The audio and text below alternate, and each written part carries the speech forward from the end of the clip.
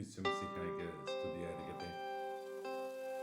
വിശുദ്ധ മത്തായിയുടെ സുവിശേഷം 27-ാമത്തെ അധ്യായം 62 മുതൽ 66 വരെയുള്ള തിരുവചന ഭാഗമാണ് നാം വിഷയമാക്കുന്നത്. ദുഃഖവലിക്ക് ശേഷമുള്ള കാത്തിരിപ്പിൻ്റെ ദിവസം, ദുഃഖത്തിൻ്റെ ആഴ്ച. ധ്യാന വിഷയമായിട്ട് നമുക്ക് ലഭിച്ചിരിക്കുന്നത്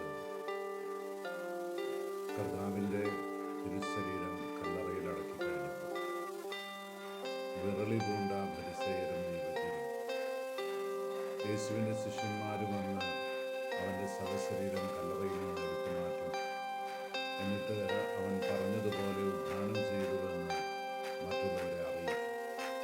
അതുകൊണ്ട് കല്ലറയ്ക്ക് കാവലേർപ്പെടുത്തണം എന്ന തീരുമാനമായിട്ട് പീലാത്തോസിനെ സമീപിച്ചു.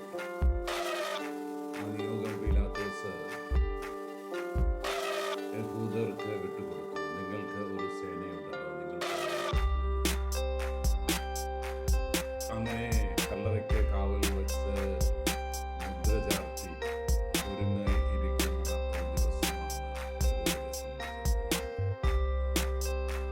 അത് ചരിത്രപരമായി സംഭവിച്ച കാര്യമാണ്.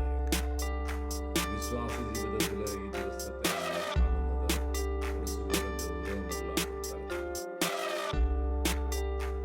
അവിടുത്തെ മരണത്തിന് ശേഷമുള്ള ഉറക്കത്തിൻ്റെ നാള്, തിരുവുദ്ധാനത്തിൻ്റെ പൊൻപുലരിക്ക് തൊട്ടുമുമ്പുള്ള ദിവസം, 3-ാം ദിവസം കല്ലറയുടെ ബന്ധനങ്ങൾ വിസ്തരിച്ച് അതിജീവിച്ച് ഉയർത്തെഴുന്നേൽക്കുന്ന തമ്പുരാനെ നമ്മളെ കാത്തിരിക്കുമ്പോൾ, പ്രിയപ്പെട്ടവരെ, കത്തോലിക്ക സഭയിൽ ഇന്ന് 2 കാര്യങ്ങൾ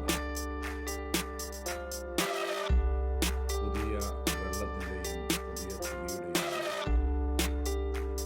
ഒരു പുതിയ തുടക്കത്തിനുള്ള തയ്യാറെടുപ്പ്. ക്രിസ്തുവിൻ്റെ പുനരുത്ഥാനത്തോടുകൂടി നാം ആരംഭിക്കേണ്ട അനുഗ്രഹത്തിൻ്റെ കൃപയുടെ ഒരു ജീവിതം.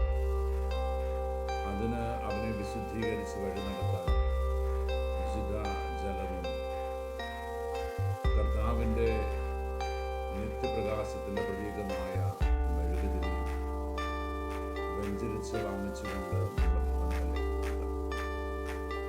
ഇനിയുള്ള നാളുകളിൽ നമ്മുടെ കുടുംബത്തിൽ ദീപമായി ജ്വലിക്കേണ്ടത് ക്രിസ്തുവിൻ്റെ പ്രകാശം.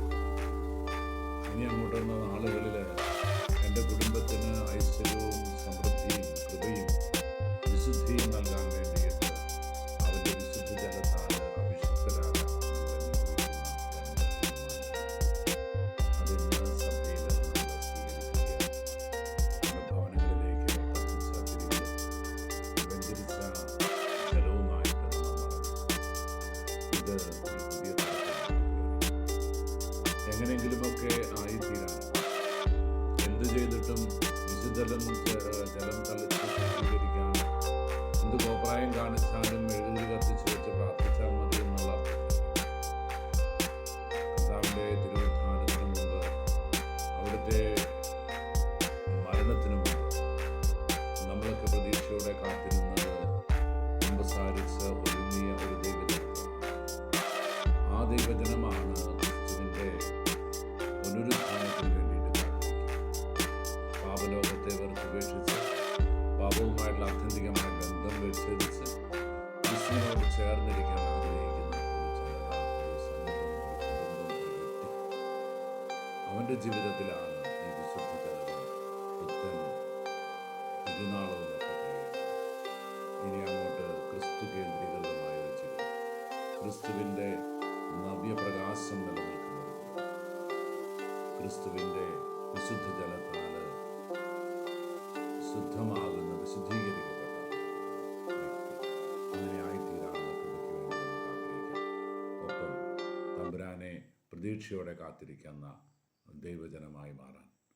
നമ്മൾ ഇന്നലെ ധ്യാനിച്ചതുപോലെ ദുഃഖവെളിക്ക് ശേഷം ഒരു ഉയർപ്പ് തിരുനാളുണ്ട് എന്നുള്ള പ്രത്യാശ കൈവിടാതെ ധീരതയോടെ മുന്നോട്ട് പോകാനുള്ള കൃപയ്ക്ക് വേണ്ടി നമുക്ക് ആഗ്രഹിക്കാം. ഈശോ അനുഗ്രഹിക്കട്ടെ. കർത്താവ് ശംസിഹായുടെ കൃപയും പിതാവായ ദൈവത്തിൻ്റെ സ്നേഹവും പരിശുദ്ധാരൂപിയുടെ സഹവാസവും നാം എല്ലാവരും കൂടി ഉണ്ടായിരിക്കട്ടെ, ഇപ്പോഴും എപ്പോഴും എന്നേക്കും. ആമേൻ.